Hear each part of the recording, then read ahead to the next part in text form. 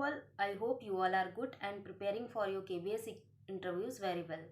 जैसा कि मैंने KVS से रिलेटेड कई वीडियोस अपलोड की है, उसी सीरीज़ में मैं आज आप लोगों के लिए नो अबाउट KVS तो उस टॉपिक को लेके आई हूँ। KVS के बारे में आपको टोटल अपडेट होनी चाहिए, क्योंकि आप KVS का इंटरव्यू देने जा रहे हैं। जिस ऑर्गेनाइजेशन का आप इंटरव्यू देने जा रहे हैं, उस ऑर्गेनाइजेशन के बारे में आपको नॉलेज होनी चाहिए।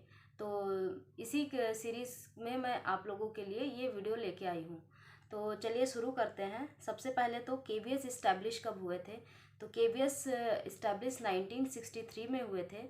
और ये KVS जो है एक ऑटोनोमस बॉडी है, जो कि एजुकेशन मिनिस्ट्री के अंडर आती है, जो गवर्नमेंट ऑफ इंडिया।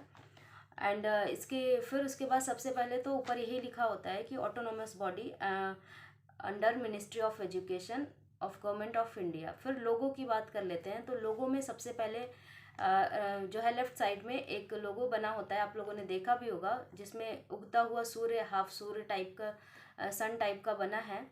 और उसमें नीचे लोगो में उसका मोटो क्या है ये भी आपसे पूछ सकते हैं, और उसका मीनिंग क्या है। तो उसका मोटो में लिखा है तत् त्वं पूषण अपावृणु। तो अब तत् त्वं पूषण अपावृणु तो आप देख लिए हैं, लेकिन उसका मीनिंग भी आपको पता होना चाहिए। तो उसका मीनिंग है हे सूर्य। पूषण मतलब सूर्य होता है, तो अपावृणु मतलब आवरण। तो हे सूर्य, ज्ञान पर छाए इस आवरण को हटाएं। हे सूर्य, ज्ञान पर छाए इस आवरण को हटाएं। ये उस लोगो में जो मोटो दिया है उसका मीनिंग है तत् त्वं पूषण अपावृणु। हे सूर्य, ज्ञान पर छाए आवरण को हटाएं। ज्ञान पर छाए आवरण यानी अज्ञानता का ही आवरण होगा, उसको हटाने की ये लोगो है। अब उसके बाद बात कर लेते हैं इसके चेयरमैन कौन है, KVS के चेयरमैन कौन है। तो धर्मेंद्र प्रधान जी, जो कि हमारे एजुकेशन मिनिस्टर भी हैं, वही KVS के चेयरमैन हैं। चेयरमैन ये हो गया यहाँ तक। ये फ्रंट पेज पे आता है। अगर आप लोगों ने KVS की वेबसाइट पे विजिट किया होगा कभी, और ना किया हो तो आप लोग कर सकते हैं। अदरवाइज़ मैं इसमें पूरी आपको जानकारी दे दूंगी, जो भी KVS से रिलेटेड सारी जानकारी है। और राइट साइड में गांधी जी का चश्मा बना होता है। हो सकता है वो पूछ दें कि राइट साइड में जो गांधी जी का चश्मा बना हुआ है उसमें क्या लिखा है। तो एक में लिखा है स्वच्छ, दूसरे में लिखा है भारत। तो स्वच्छ भारत लिखा हुआ है। एक साइड में लिखा है स्वच्छ, दूसरे में भारत, और नीचे पूरी एक लाइन लिखी है एक कदम स्वच्छता की ओर। अब बात कर लेते हैं कि टोटल KVS। तो टोटल KVS कितने हैं ऑल ओवर इंडिया में, और बाहर भी हैं 3 KVS। तो टोटल KVS हैं 1252। नंबर ऑफ एम्प्लॉयज़ और स्टूडेंट तो नहीं पूछेंगे, लेकिन फिर भी मैंने डेटा लिखा हुआ है तो आप लोगों को मैं बता देती हूँ। 14,28,619 स्टूडेंट्स इनरोल्ड हैं टोटल। और एम्प्लॉयज़ कितने काम करते हैं? 43,888। 43,888। और ZITs कितनी है, जोनल रीजन्स कितने हैं, इसकी भी बात कर लेते हैं। ZITs जो है 5 है। अब आप बोलेंगे कि ZITs क्या होता है। ZITs का मतलब होता है जोनल इंस्टीट्यूशन फॉर ETS। तो zonal institution for education and training, यानी ये 5 ZITs हैं टोटल, जहाँ पे ट्रेनिंग वगैरह होती है। ट्रेनिंग से रिलेटेड कोई जो है इन सर्विस ट्रेनिंग है, या कोई ऐसा प्रोग्राम है जो टीचर्स के लिए है, तो वो ZITs में ऑर्गेनाइज किया जाता है, zonal institution for education and training. तो 5 ZITs हैं टोटल। और बात करें रीजन, तो रीजन कितने हैं? 25 है। और इसका हेडक्वार्टर दिल्ली में है। KVS का हेडक्वार्टर दिल्ली में है। अब बात हो गई है हमारे कि इस्टेब्लिश कब हुए थे, लोगो क्या है, कितने जो है चेयरपर्सन कौन है, कितने स्टूडेंट्स इनरोल हैं, कितने KVS हैं, और कितनी ZITs हैं, और रीज़न कितने हैं? 25 रीज़न है। उसमें से एक जो है दिल्ली जो है हेड ऑफिस है। अब मिशन और विज़न की बात कर लेते हैं। पहले तो विज़न और मिशन में डिफरेंस जान लेते हैं कि क्या होता है। देखिए, विज़न क्या होता है, एक बड़ी आपकी अप्रोच क्या है, आपका दृष्टिकोण क्या है, उसे विज़न कहते हैं। और मिशन, आप उसके लिए क्या क्या कर रहे हैं। जैसे KVS का जो सपोज़ कि मैं अपनी बात करूँ तो मेरा विज़न हो सकता है कि मैं लाइफ में बहुत ही सक्सेसफुल इंसान बनना चाहती हूँ, बहुत नाम कमाना चाहती हूँ, तो उसके लिए मैं क्या करूँगी, मैं अपने से बड़ों का आदर करूँगी, एक जॉब लूँगी और अच्छे काम करूँगी। तो ये सब मेरे मिशन है, छोटे छोटे मिशन हो सकते हैं, लेकिन मेरा मेन विज़न, मेन एम क्या है, वो विज़न होता है। तो विज़न और मिशन में जो एक छोटी सी लाइन इन दोनों को इंक्लूड करके लिखी है, वो मैं आप लोगों को बता देती हूँ। To cater the vision and mission both. फिर विज़न और मिशन दोनों में क्या क्या लिखा है वो भी मैं बता दूंगी आप लोगों को। तो केवीएस विज़न एंड मिशन में लिखा है to cater to the educational needs of children of transferable central government employees including defence and paramilitary by providing a common programme of education to pursue excellence and set off the pace in the field of school education. यानी कि इसका main M KVs क्यों बनाए गए हैं, इनका main M है कि वो बच्चे या वो लोग जो ऑलरेडी गवर्नमेंट एम्प्लॉय हैं और मिलिट्री या पैरा मिलिट्री फोर्सेस में हैं, और जो ट्रांसफरेबल और भी जैसे रेलवेज के एम्प्लॉयज़ हैं जिनका ट्रांसफ़र हमेशा होता रहता है, तो उनके बच्चों की पढ़ाई में कोई भी दिक्कत ना आए, उनकी पढ़ाई डिस्टर्ब ना हो, क्योंकि एक जगह से हाफ सेशन छूट गया तो दूसरी जगह ट्रांसफ़र हो गया, तो अगर सेम एजुकेशन सिस्टम से वो नहीं पढ़ेंगे तो उन्हें दिक्कत हो जाएगी। ऑब्वियसली दूसरे स्कूल वाले बीच में लेंगे नहीं, प्लस लेंगे अगर तो वो उनको सिलेबस बच्चों को नहीं समझ आएगा। तो इसके लिए ही मेनली केवीएस बनाए गए हैं। जो गवर्नमेंट एम्प्लॉय हैं तो उनके बच्चों को पढ़ने में कोई दिक्कत ना आए, उनकी पढ़ाई हैम्पर ना हो। सपोज़ कि वो दूसरी जगह जा रहे हैं तो केवीएस का एक ये है कि जो सिलेबस वो डिफ़ाइन करते हैं एक जगह, अगर ये यूपी में कोई सिलेबस चल रहा है यूपी के किसी केवीएस में, तो सेम सिलेबस जो है नॉर्थ में भी चल रहा होगा।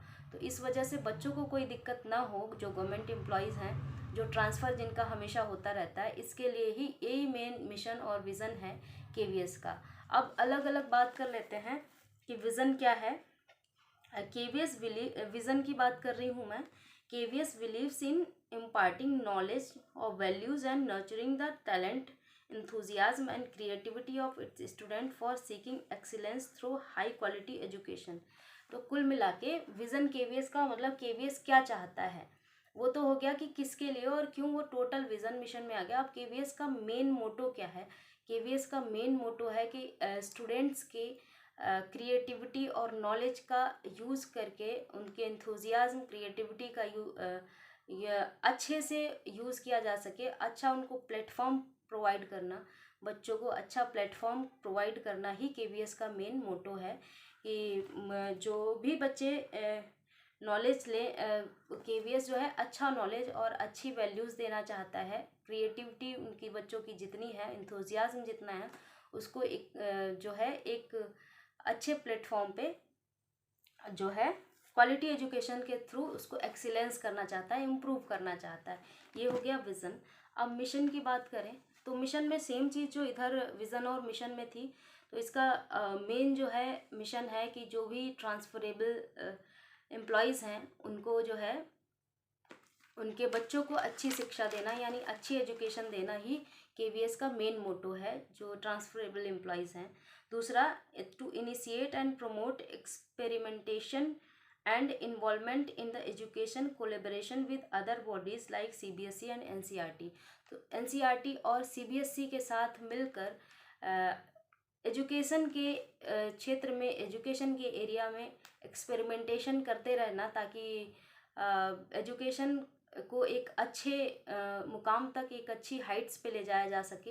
ये भी मिशन के अंतर्गत पहला मिशन जो है ट्रांसफरेबल जो भी एम्प्लॉयज़ हैं उनके बच्चों को अच्छी एजुकेशन देना। दूसरा, सीबीएसई और एनसीईआरटी के साथ मिलकर एजुकेशन को और हाइट्स तक ले जाना। तीसरा पॉइंट जो है to develop the spirit of national integration and create a sense of Indianness among children.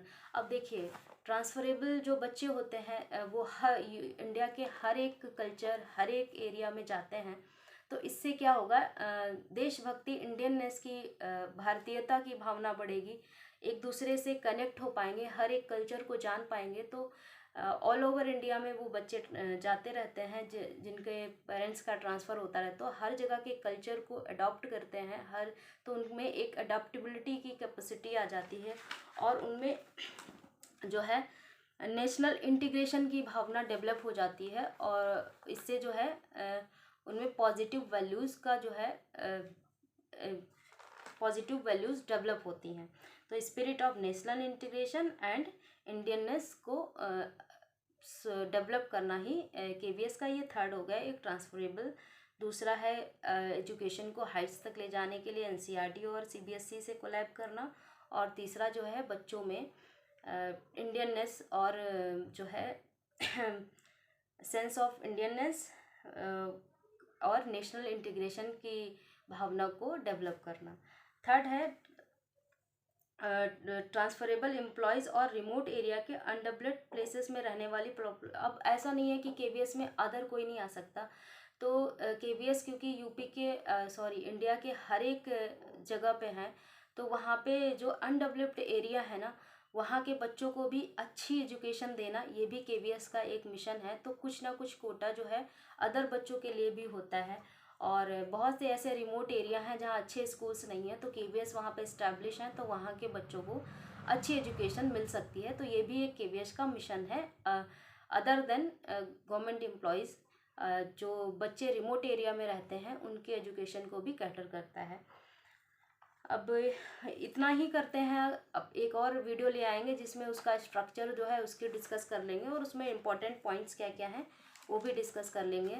अगर आप लोगों को वीडियो पसंद आई हो तो आप लोग वीडियो को लाइक करिएगा, शेयर करिएगा और चैनल को सब्सक्राइब किए बिना मत जाइएगा। अगर कोई आप लोगों को सुझाव हो तो कमेंट बॉक्स में कमेंट कर सकते हैं। मिलते हैं नेक्स्ट वीडियो में, तब तक के लिए बाय बाय।